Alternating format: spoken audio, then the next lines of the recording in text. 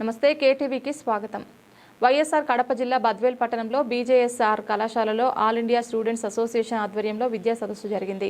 ఏఐఎస్సీ జిల్లా కన్వీనర్ అనిల్ కుమార్ అధ్యక్షతన నిర్వహించిన ఈ సదస్సుకు ముఖ్య అతిథులుగా ఏఎస్ఐ రాష్ట్ర ఇన్ఛార్జ్ వేమన, రాష్ట్ర కార్యదర్శి నాగార్జున, పార్టీ జిల్లా కార్యదర్శి ఓబయ్య హాజరయ్యారు. కేంద్ర రాష్ట్ర ప్రభుత్వాలు అవలంబిస్తున్న విద్యార్థి వ్యతిరేక విధానాలపై వారు నిరసన వ్యక్తం చేశారు. ఎన్ఈపీ అనేది విద్యను కార్పొరేట్ శక్తుల్లో చేతుల్లో పెట్టే విధానమని విమర్శించారు. బీబీఎస్ఏ బిల్లును తీసుకువచ్చి యూనివర్సిటీల స్వయం ప్రతిపత్తిని హరిస్తున్నారని వారు విమర్శించారు.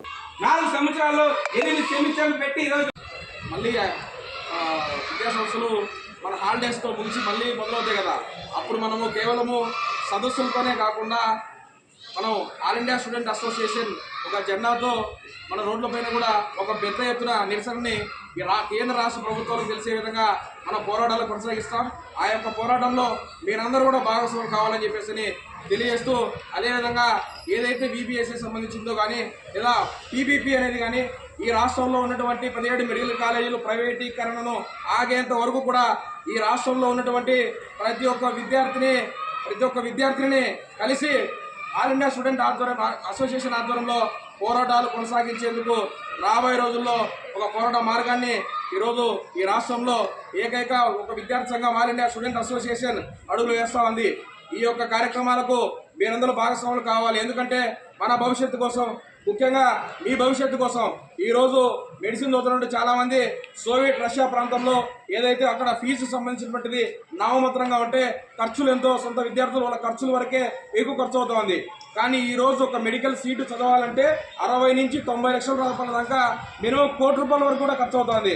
అలాంటిది ఆంధ్రప్రదేశ్ రాష్ట్ర ప్రభుత్వం గత ప్రభుత్వం తీసుకొచ్చినటువంటి 17 మెడికల్ కాలేజీలో ఈ రాష్ట్రంలో ఉన్నటువంటి పేద బడుగు బలహీన వర్గ విద్యార్థులకు ఎవరికైతే మెడిసిన్ చదివినటువంటి ఒక ఆశ కళ అనేది అంతరించిపోకుండా దాన్ని డబ్బుతోనే కాదు, మనకున్నటువంటి విద్యతో, విలువైన విద్యతోనే మేము చదివి ఆ సీట్లు సంపాదించుకొని ఉన్నటువంటి పేదలకు వైద్యం చేసే హక్కును మేము కల్పించుకొని ఒక మంచి పట్టాన్ని పొందేందుకు మాకు ప్రభుత్వం ఏర్పాటు చేసినటువంటి మెడికల్ కాలేజీలు ఖచ్చితంగా ఉండాలనేటువంటి ఒక విధానాన్ని, ఆ పీపీపీని రద్దు చేసేంత వరకు పోరాటాలు కొనసాగిస్తాం.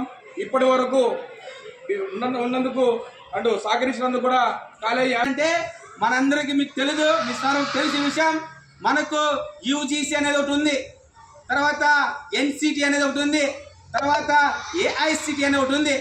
యూజీసీ అంటే యూనివర్సిటీ గ్రాంట్ కమిషన్.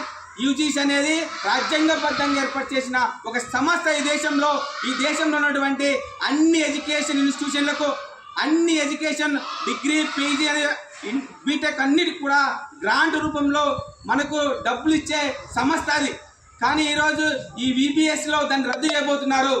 ఎన్సిటీ అంటే నేషనల్ టీచర్ ఎడ్యుకేషన్, అది national council for teacher education. ఈ దేశంలో టీచర్ ఎడ్యుకేషన్ సంబంధించి అనేక మార్పుల తర్వాత పరీక్షలు పెట్టే సంస్థ అది. ఈరోజు దాని గురించి రద్దు చేయబోతున్నారు. అదేవిధంగా AICTE, all India council for technical education. ఈరోజు మీరు అందరూ కూడా బీటెక్ మీద ఆశ ఉంటుంది. ఈరోజు బీటెక్ చదవాలంటే మనం ఆటోమేటిక్గా ఎంసెట్ రాస్తాము, లేదా జేఎన్టీఓ లేకుంటే ఐఐటీలో, తర్వాత ఎన్ఐటీలో పోతాం. కానీ ఈ టెక్నికల్ సంబంధించిన కౌన్సిల్ ఈరోజు రద్దు చేయబోతున్నారు. మరి 3 కీలకమైన రాజ్యాంగబద్ధమైన రద్దు చేసి వాళ్ళు ఈరోజు ఒకటి తీసుకొస్తున్నారు, higher education of council of commissioner తీసుకొస్తున్నారు. ఈరోజు కమిషన్ తీసుకొస్తే హైయర్ ఎడ్యుకేషన్ కమిషన్ తీసుకొస్తే ఈరోజు మనందరం కూడా కేంద్రం గుప్పిట్లో ఉంటాము. ఏదైతే నరేంద్ర మోడీ కానీ ఈరోజు ఏ ప్రభుత్వం ఉన్నా కూడా వాళ్ళ గుప్పిట్లో ఈరోజు ఎడ్యుకేషన్ సంబంధించిన అన్ని సమస్యలు కూడా పోతున్నాయి. అదే ఈరోజు బీబీఎస్ఏ యొక్క మీనింగ్. కాబట్టి బీబీఎస్సీని కూడా రద్దు చేయాలని మనం కోరుతున్నాం.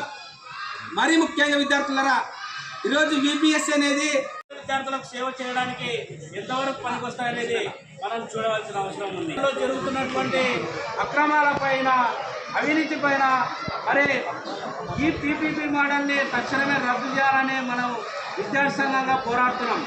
ఈ యొక్క సదస్సులో మరి జిల్లా వ్యాప్తంగా, రాష్ట్ర వ్యాప్తంగా కూడా మరి ఈ సదస్సులు చేపట్టడం జరుగుతూ ఉంది. కాబట్టి విద్యార్థి మిత్రులారా, మీకు దాదాపుగా 2029కి వచ్చేసరికి ఖచ్చితంగా ఓటు హక్కు వస్తుంది.